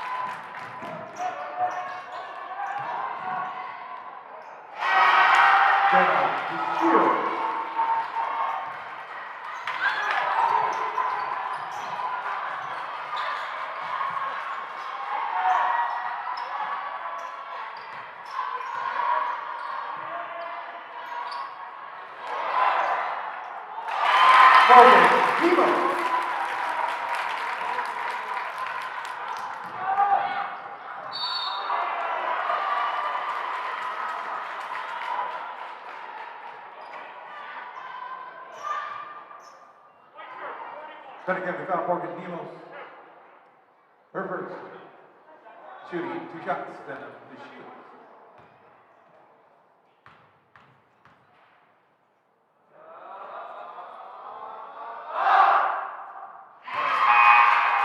Scenery for the Lakers. Sheena Fleming, returning Benet Academy. Simon Schemberger.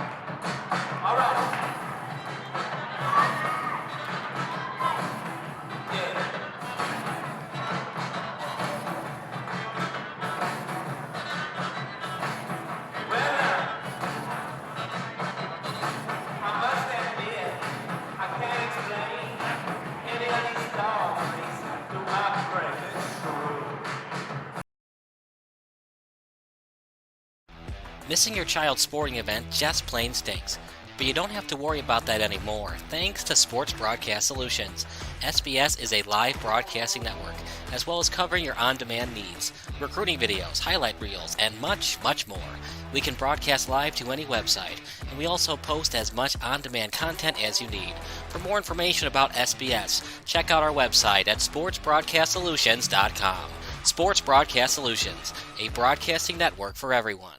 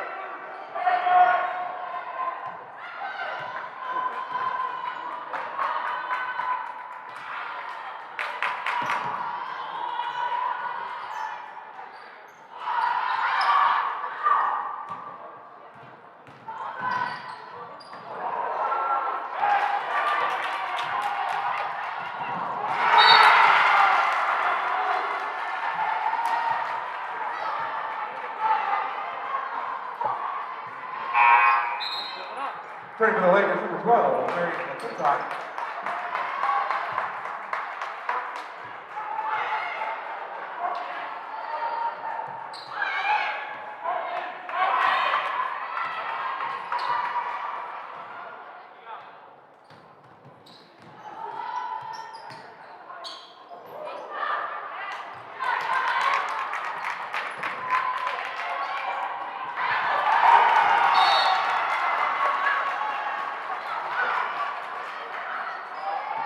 Timeout, Benet Academy.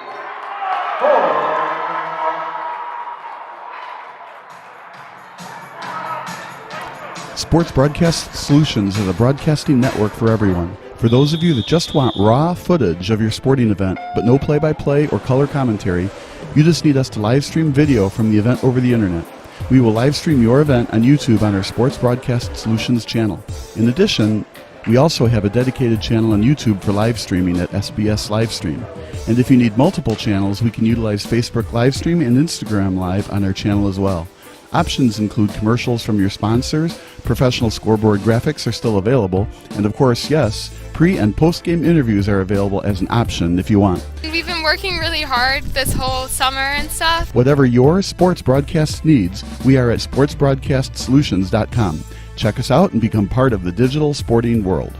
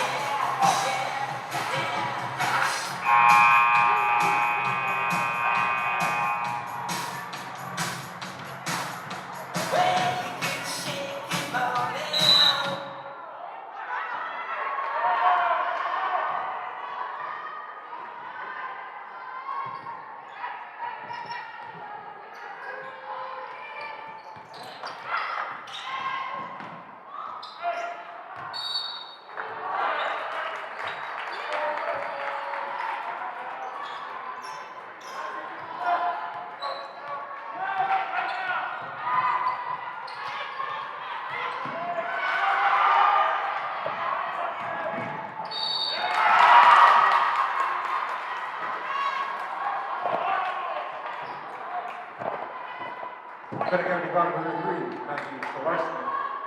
Her first deep six, shooting 2 shots down the shield.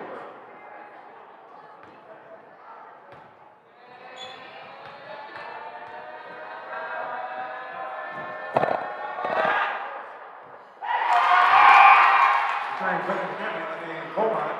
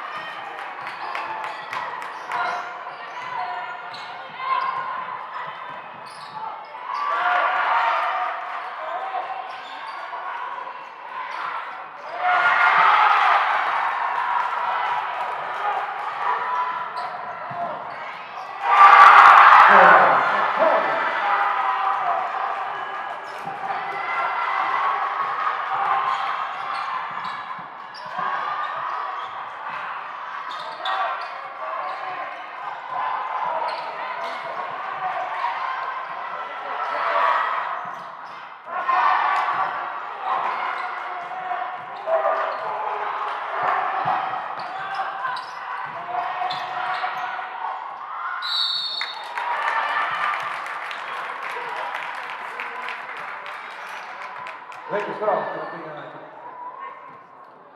for 1.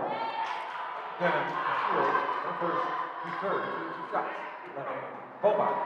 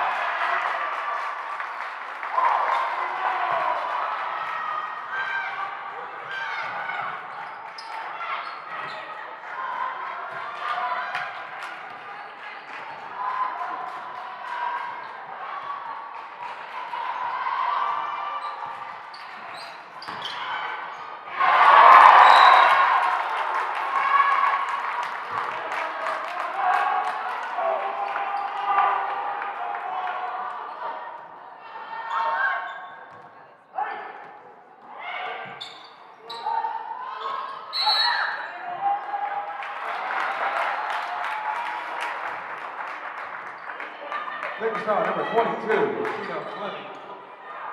Her second. Team 4. Returning for the Lakers, Leela Circo.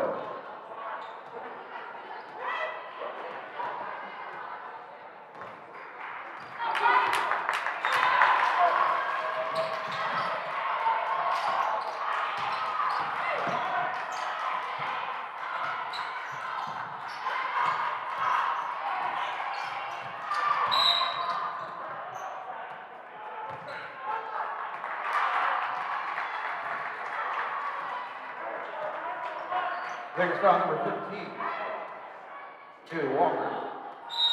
Second, Leela Circo. Her first, team's fifth. Timeout official.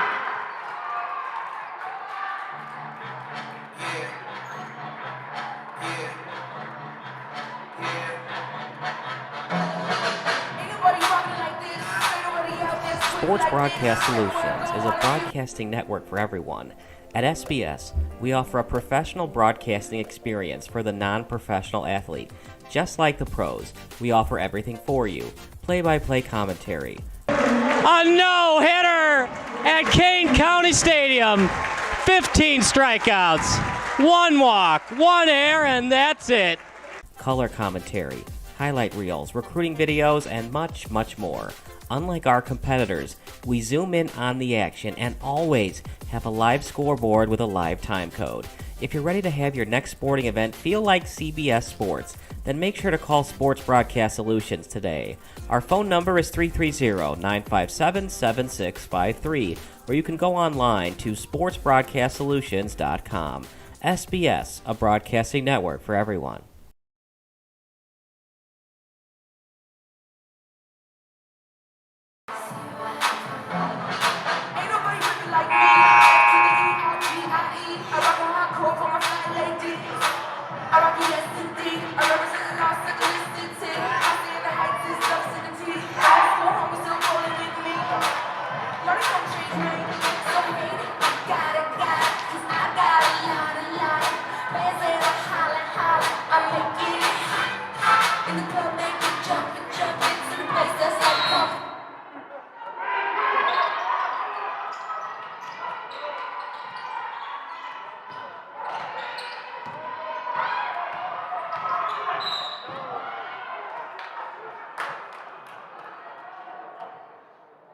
Lakers foul number 24, Sarah Capaldi.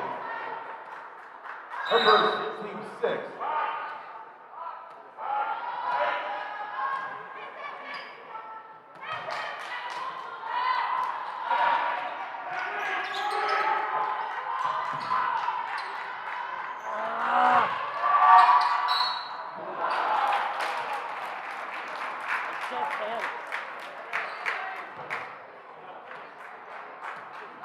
Lakers foul, Sarah Capaldi, her second, team 7. Should be 2 shots better than Kevin. Morgan Demons.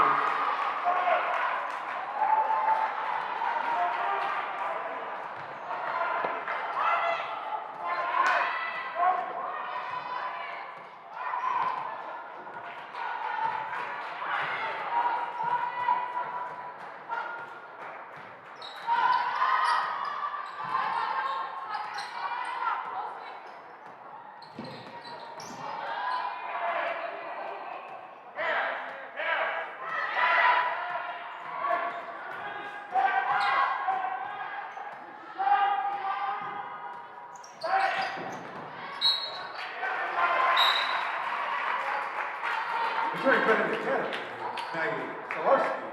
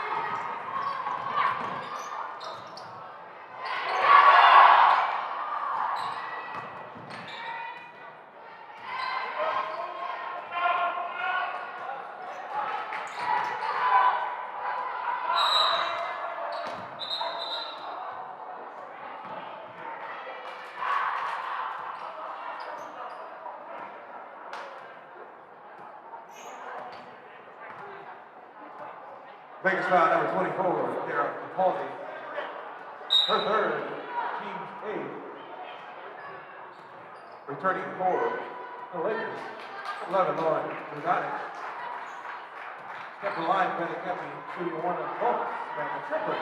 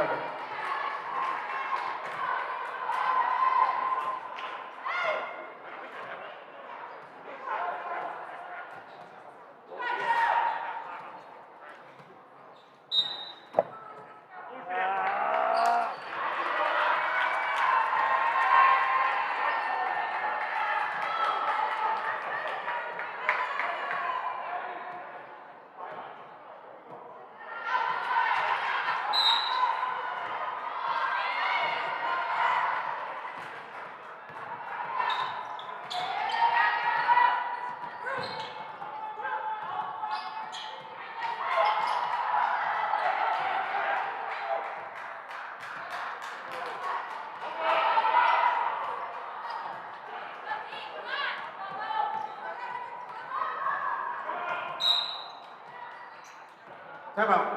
Lakers. Third.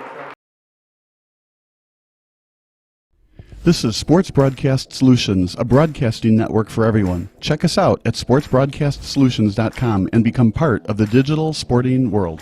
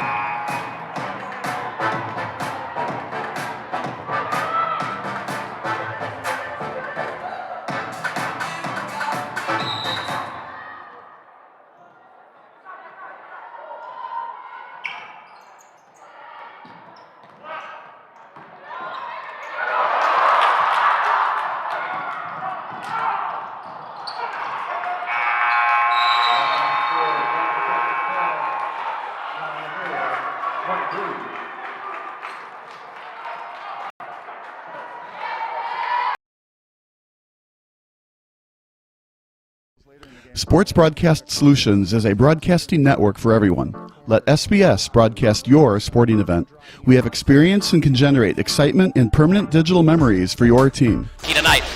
That time, finally a goal for the Stampede! We have professional videographers using high-definition modern-day cameras, color analysts, and play-by-play announcers with state-of-the-art, classy graphical scoreboards to keep you updated. Plus, we have commercials to advertise your team, club, or sponsor, and us. Plus, we do pregame and postgame interviews. Hi, everybody, and welcome to the postgame show brought to you by Marion Central Catholic. My name's Kyle Smith, but my name doesn't matter. These young ladies matter. It's senior night as the Hurricanes win a battle down the stretch, 48-46. Hi, I'm Carrie Kramer. I swim 50 breast, 50 free, and 100 back. Whatever your sports broadcast needs, we are at sportsbroadcastsolutions.com. Check us out and become part of the digital sporting world.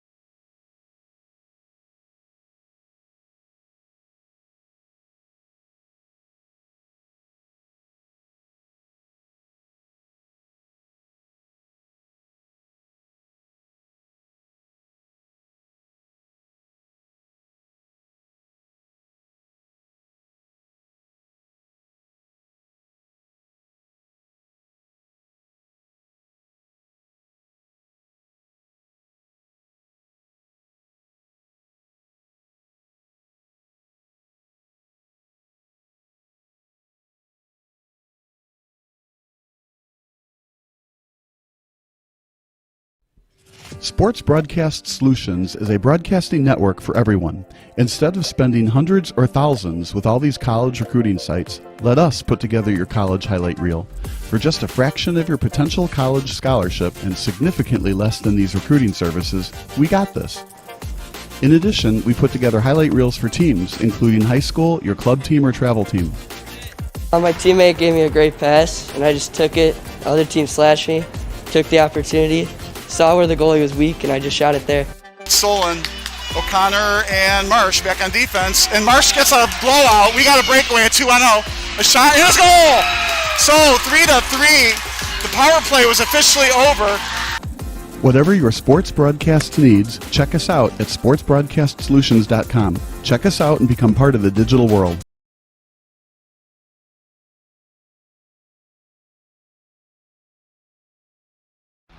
Missing your child's sporting event just plain stinks. But you don't have to worry about that anymore, thanks to Sports Broadcast Solutions. SBS is a live broadcasting network, as well as covering your on-demand needs, recruiting videos, highlight reels, and much, much more. We can broadcast live to any website, and we also post as much on-demand content as you need. For more information about SBS, check out our website at sportsbroadcastsolutions.com. Sports Broadcast Solutions, a broadcasting network for everyone.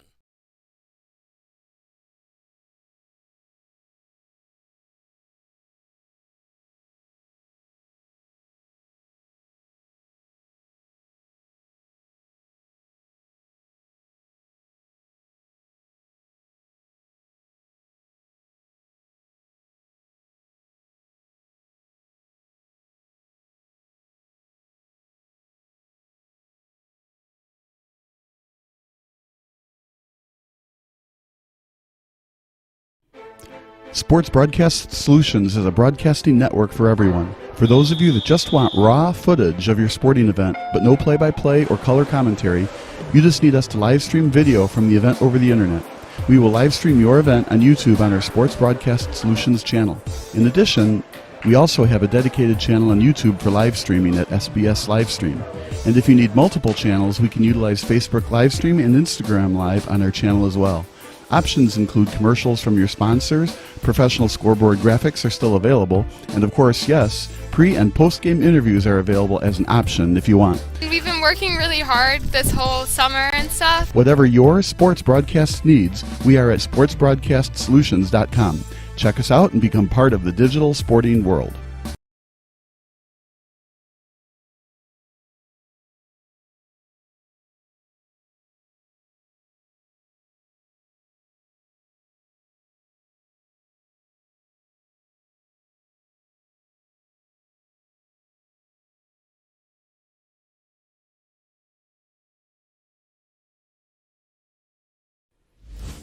Sports Broadcast Solutions is a broadcasting network for everyone. We broadcast sporting events for people of all ages, including adult leagues, high school leagues, and kids. Complete with professional-looking graphics, broadcasters, color analysis, and commercials. We do pre- and post-game interviews with the players.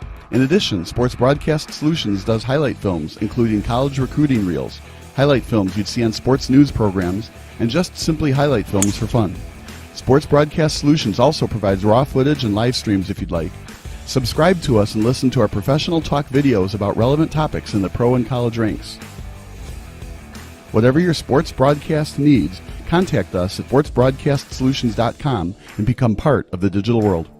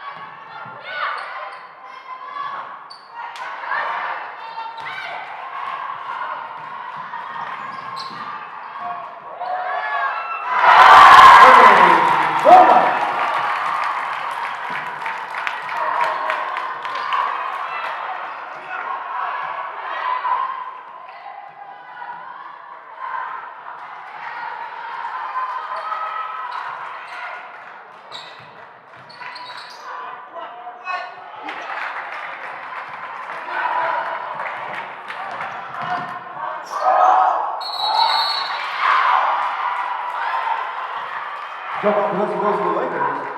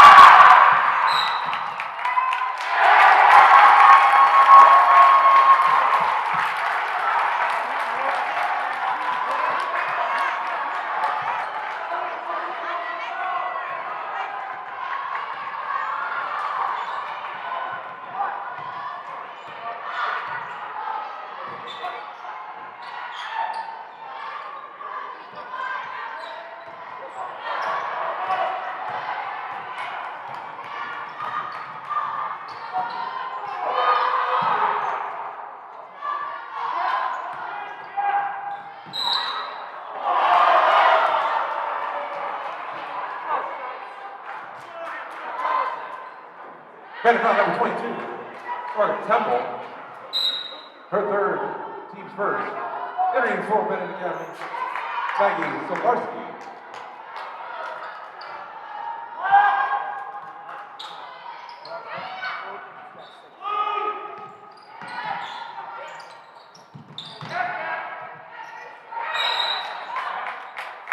Timeout. Lakers. Third, second timeout.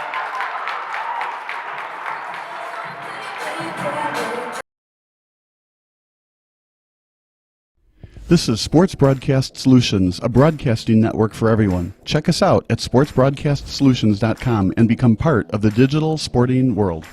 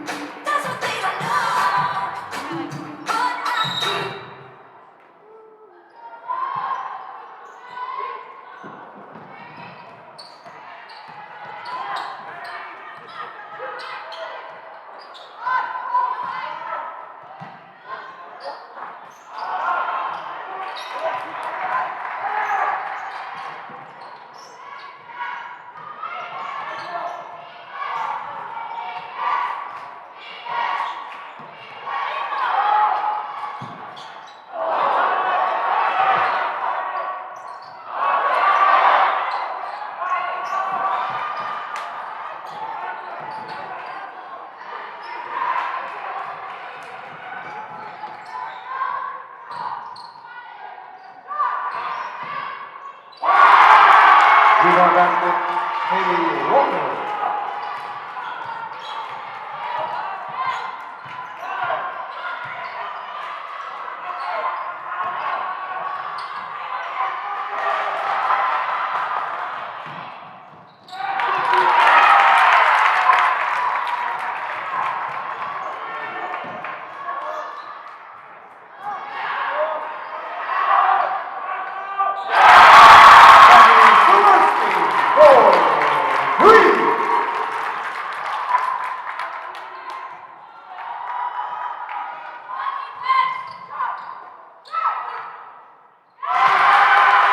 Mary LaPenta.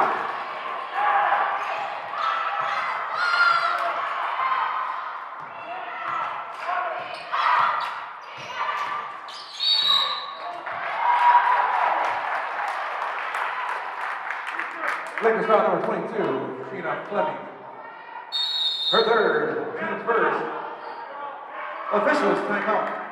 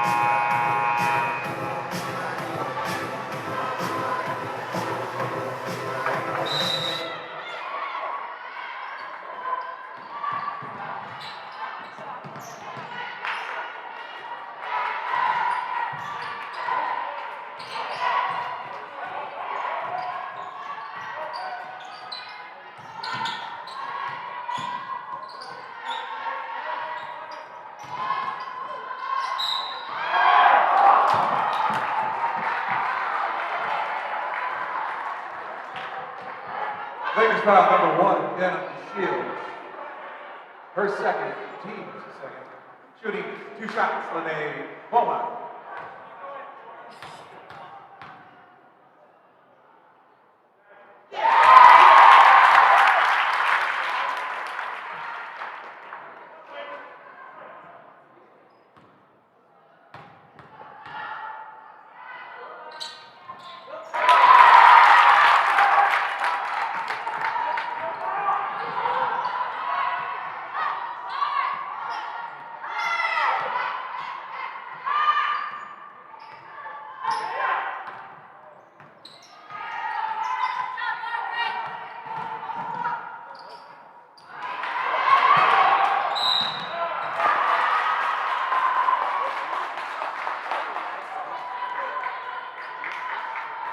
Benet Kennedy foul number 24, Samantha Trimberger.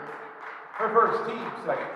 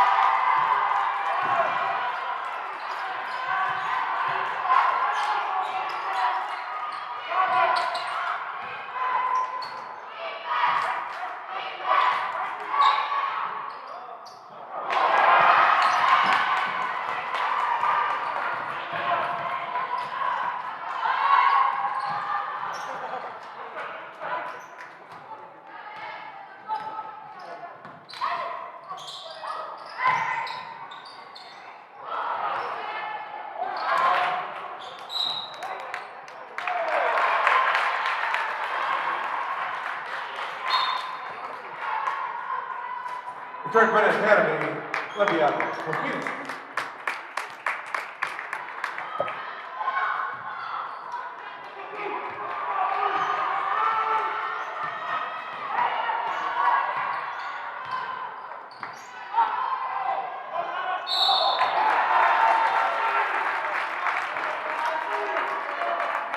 Lakers foul number 22, Sheena Fleming. Her fourth, team third, shooting 2 shots. Morgan Demos.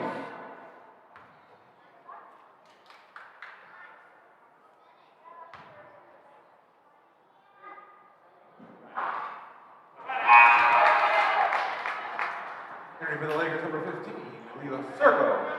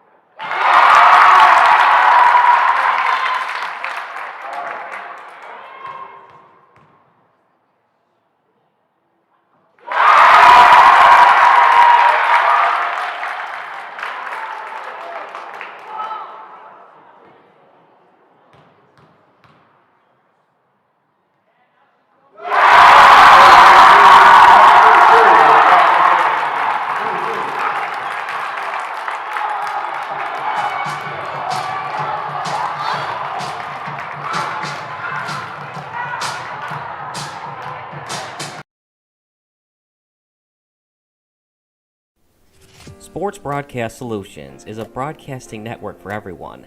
At SBS, we offer a professional broadcasting experience for the non-professional athlete. Just like the pros, we offer everything for you. Play-by-play commentary. A no-hitter at Kane County Stadium.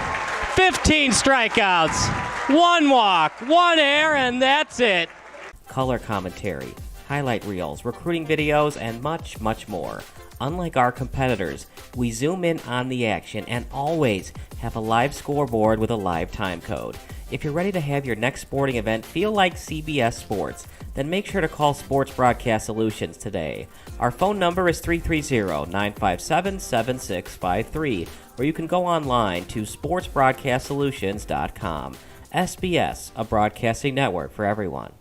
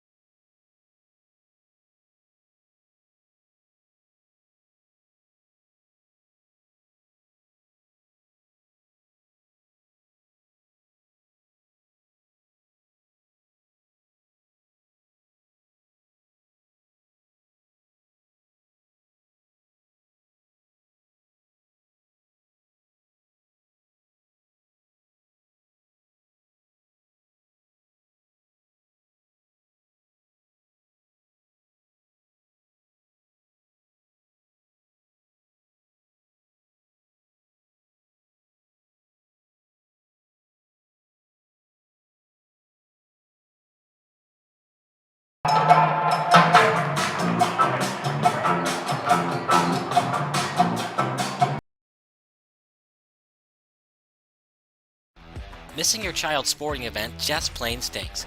But you don't have to worry about that anymore, thanks to Sports Broadcast Solutions. SBS is a live broadcasting network, as well as covering your on-demand needs, recruiting videos, highlight reels, and much, much more. We can broadcast live to any website, and we also post as much on-demand content as you need. For more information about SBS, check out our website at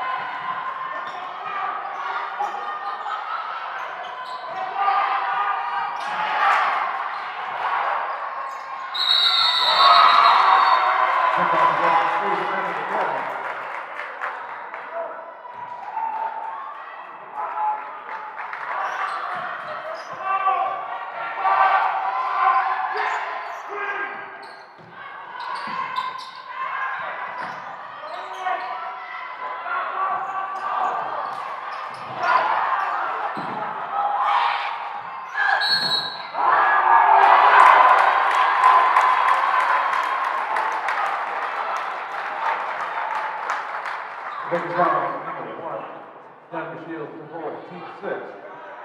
Shooting 2 shots for Benet Academy, remaining both out.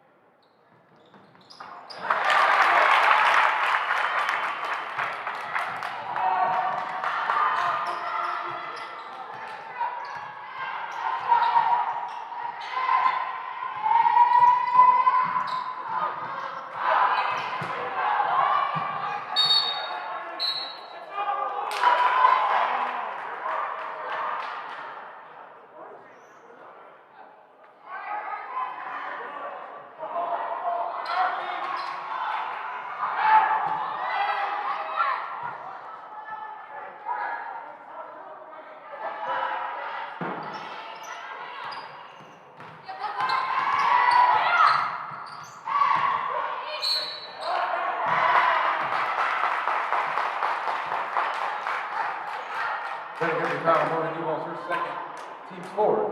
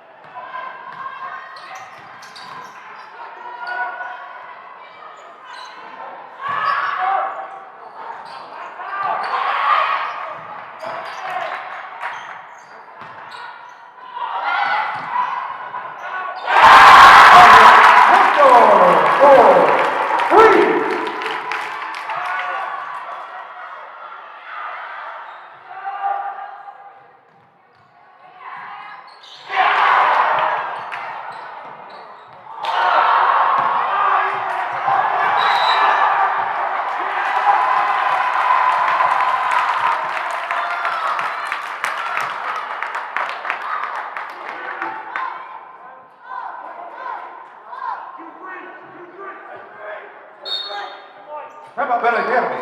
Third, second timeout.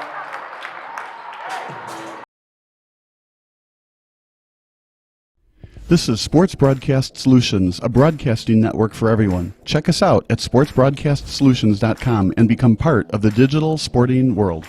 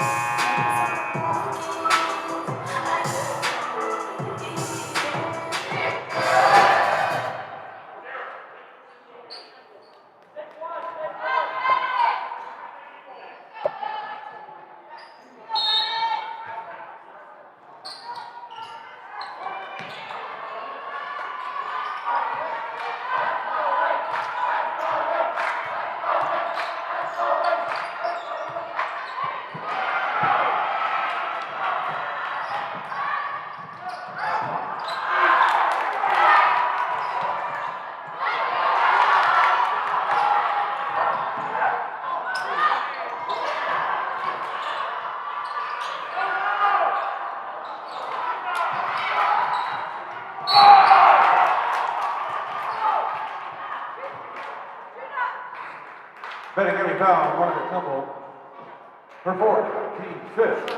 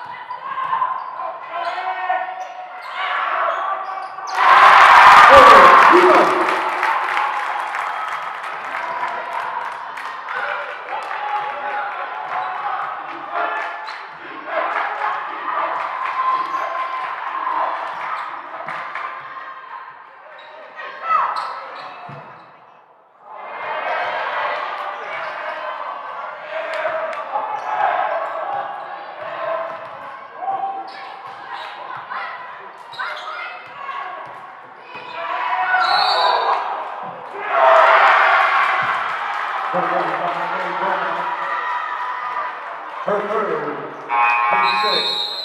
Officials timeout.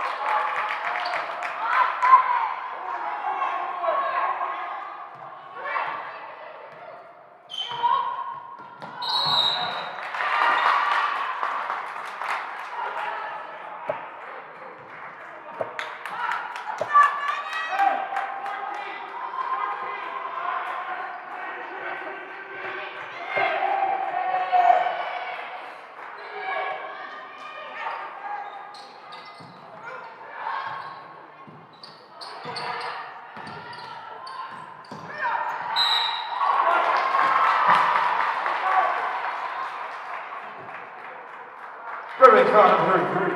Thank you, Varsity. Her third, team 7. Step the line for Lakers shooting one of both. Benet is Shields.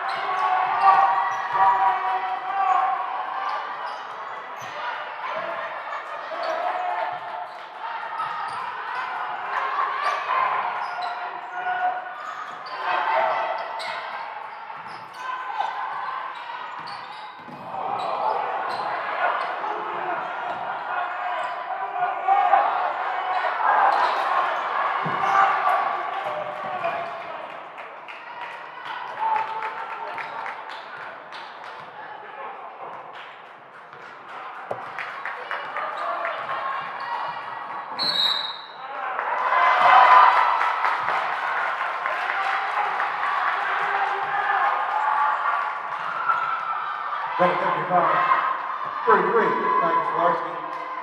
Her fourth, team's eighth, shooting one and bonus. Benet is Shield.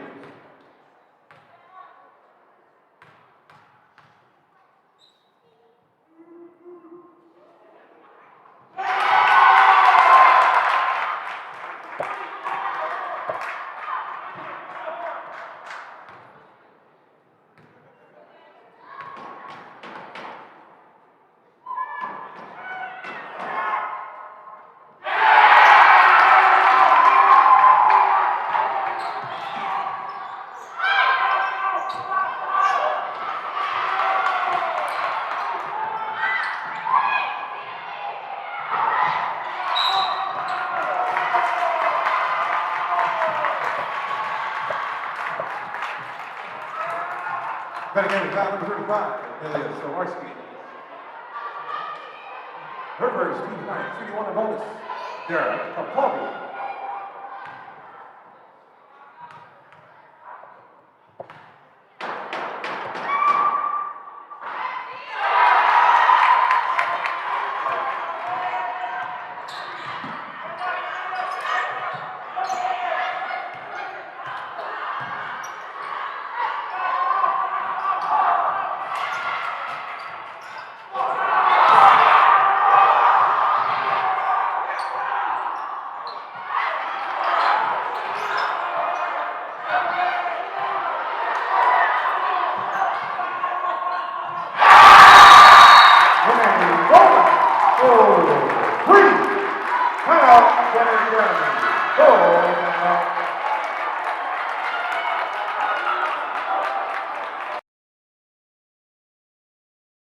This is Sports Broadcast Solutions, a broadcasting network for everyone. Check us out at sportsbroadcastsolutions.com and become part of the digital sporting world.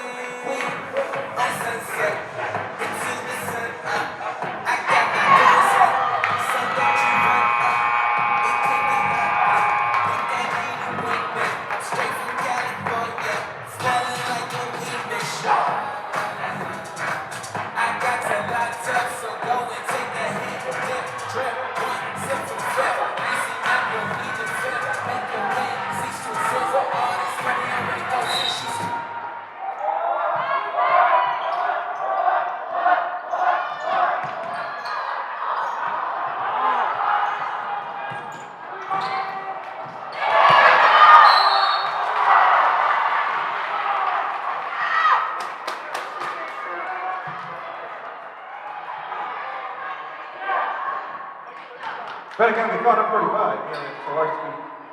That's her second, team shot. Shooting two shots, Mary McClintock.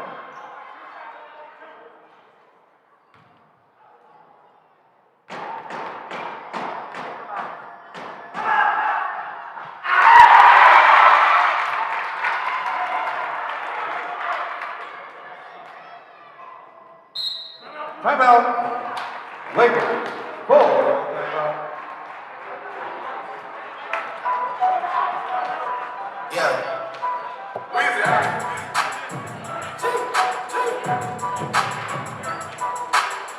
Back home smoking legal. I got more slaps than the Beatles. Point running on diesel, dog. Playing with my nigga, this lethal, dog. Down 20 on me. Trust me, at the top it isn't lonely. Everybody acting like they know me, dog. Don't just say it now, you gotta show me. Bring the clip back empties. Yeah, to see the ball, so they sent me, dog. I just broke off with a temple, dog. There ain't nothing, I'm just being friendly, dog. Just a little 10 piece for it, just to blow it in the mouth. doesn't mean that we involved. I just put a Richard on the card. I ain't going playing ball, but I show you how you gotta do it. If you really want to buy it.